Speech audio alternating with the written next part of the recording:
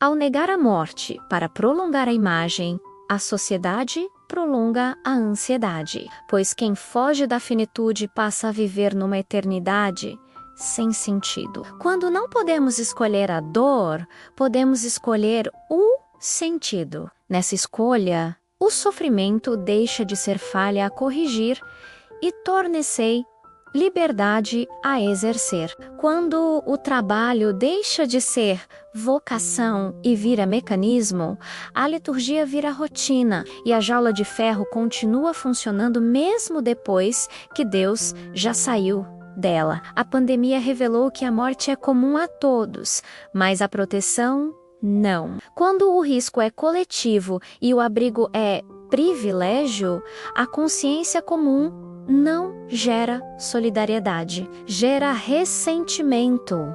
Quando o desempenho se torna virtude e o descanso culpa, o trabalho deixa de sustentar a vida e passa a justificá-la, e então já não sabemos se vivemos para produzir ou produzimos para merecer existir.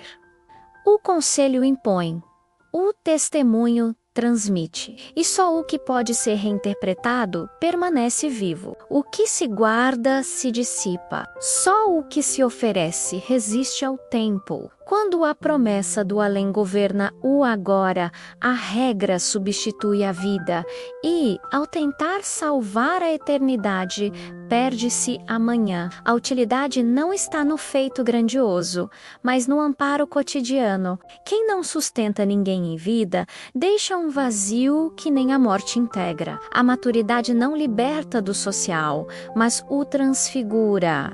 Deixa-se de cumprir papéis para oferecer presença. Quando a biografia termina, começa a existência. Para se manter no emprego, tem que comer o pão que o diabo amassou sem rosnar. Quando a lógica do consumo invade o afeto, tanto o amor festivo quanto a fé religiosa tornam-se experiências intensas e descartáveis, reduzidas a picos emocionais que se consomem sem compromisso e se trocam quando a intensidade diminui. Quando a sanção moral substitui o diálogo, seja no ativismo digital ou na ortodoxia religiosa, a verdade cede lugar à performance de conformidade e o medo da exclusão fabrica consensos que apenas simulam unanimidade. Ao transferir da oração aos tribunais a esperança de justiça, a sociedade não apenas secularizou a autoridade, mas trocou a espera transcendente por reparações mensuráveis, deixando em aberto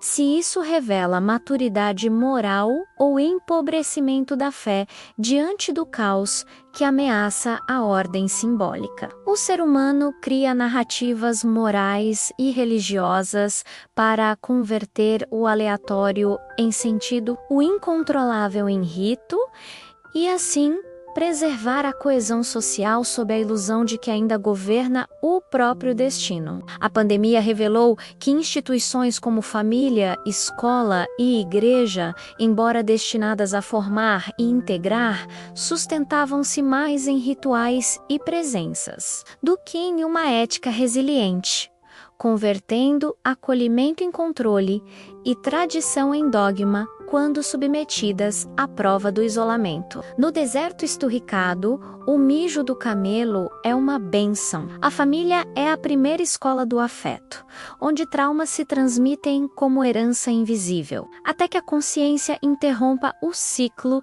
e transforme repetição inconsciente em escolha libertadora. As telas conectam à distância, mas ao suprimirem a presença e converterem o encontro em performance contínua, oferecem proximidade aparente, enquanto aprofundam um cansaço que a conexão sem intimidade não consegue curar. Quando a lógica do mercado invade o amor, pessoas tornam-se ativos avaliados por rendimento e utilidade. E o afeto, submetido ao cálculo, perde a gratuidade que o tornava humano.